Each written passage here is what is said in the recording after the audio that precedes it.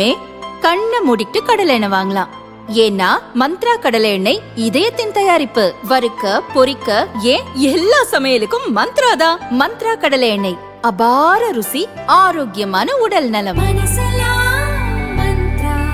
உத்தரப்பிரதேசத்தின் காஸ்கஞ்ச் மாவட்டத்தைச் சேர்ந்த பெண் 2021 தனது 14 வயது மகளுடன் உறவினர் வீட்டிலிருந்து சொந்த ஊருக்கு புறப்பட்டார்.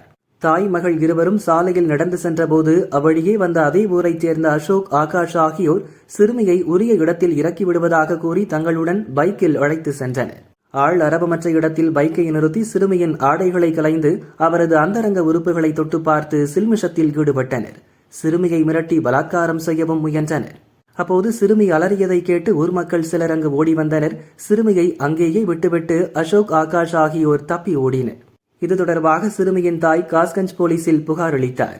வழக்கை விசாரித்த மாவட்ட கோர்ட் சிறுமியை பலாத்காரம் செய்ய முயன்ற அசோக், ஆகாஷ் மீது போக்சோ சட்டத்தின் கீழ் நடவடிக்கை எடுக்க உத்தரவிட்டது.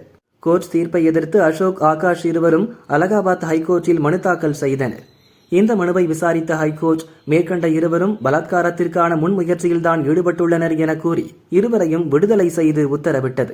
சமூக ஆர்வலரும் மூத்த வக்கீலுமான ஷோபா குப்தா இதுகுறித்து சுப்ரீம் கோர்ட்டுக்கு கடிதம் எழுதினார். இதை சுப்ரீம் கோர்ட் ஏற்றுக்கொண்டது. தலைமை நீதிபதி சூரியகாந்த் தலைமையிலான அமர்வு விசாரித்தது. குற்றம் சாட்டப்பட்ட இருவரும் சிறுமியின் ஆடைகளை வலுக்கட்டாயமாக களையச் செய்துள்ளனர். சிறுமியின் மார்பகங்களை பிடித்துள்ளனர். அந்தரங்க உறுப்புகளை தொடுவதும் ஆடைகளை களைவதும் பலாத்கார முயற்சியாகாது என அலகாபாத் ஹைகோர்ட் கூறியதை எப்படி ஏற்க முடியும்? இருவரும் பலாத்காரம் செய்ய முயன்றதற்கான சாட்சிகள் உள்ளன. எனவே இந்த வழக்கில் காஸ்கஞ்ச் மாவட்ட கோர்ட் வழங்கிய உத்தரவு செல்லும். அலகாபாத் ஹைகோர்ட் வழங்கிய தீர்ப்பு செல்லாது. குற்றம் சாட்டப்பட்ட இருவர் மீதும் போக்சோ சட்டத்தின் கீழ் நடவடிக்கை எடுக்க வேண்டும் என சுப்ரீம் கோர்ட் உத்தரவிட்டுள்ளது.